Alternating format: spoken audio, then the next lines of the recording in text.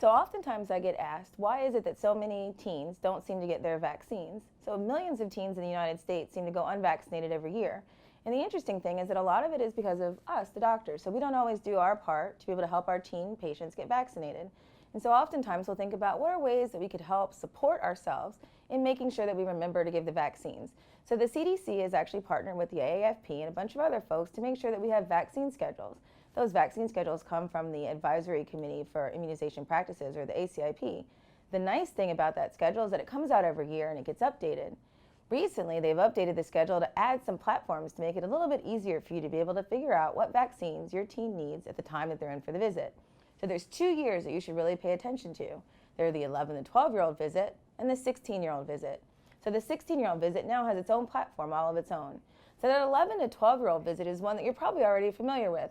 It's the one where we routinely bring kids in because they're coming in for their physical, and then we have them get the common shots, so the things that you just recognize, things like their HPV vaccine, their meningococcal vaccine. We remember to give them their updated booster with their Tdap, and then also their flu shot if it's in season. But the 16-year-old visit's a little bit different, and that's one that you may want to pay attention to. Recently, we've had some updated vaccines, and those updated vaccines need to have booster shots given at that 16-year-old visit. And it's helpful to have that second platform just to remind us so that we don't forget. Sometimes people get concerned about whether or not vaccine hesitancy is the reason why people are not getting their vaccines in their teenage years. And the truth is, that's part of it. But really, we could do a lot to help our parents and our patients understand why vaccines are important.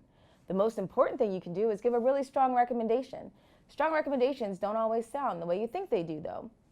So in general, when we think about a strong recommendation, we think that just because we said it, it must be strong. If the doctor said it, it must be important. But the truth of the matter is that for most patients, what they need to hear you say is, I give a strong recommendation for this vaccine.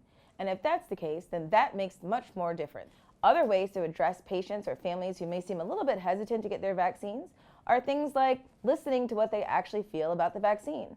Sometimes we get so worried that the patient or the family is going to be upset about the vaccines or worried about having to get multiple shots in one visit that we decide to start bringing up all of these things that we think they're going to ask questions about. But we don't necessarily give them the chance to ask the questions or raise the issues that they're most concerned about. So sometimes we, as the family doctor, actually make it worse than we need to.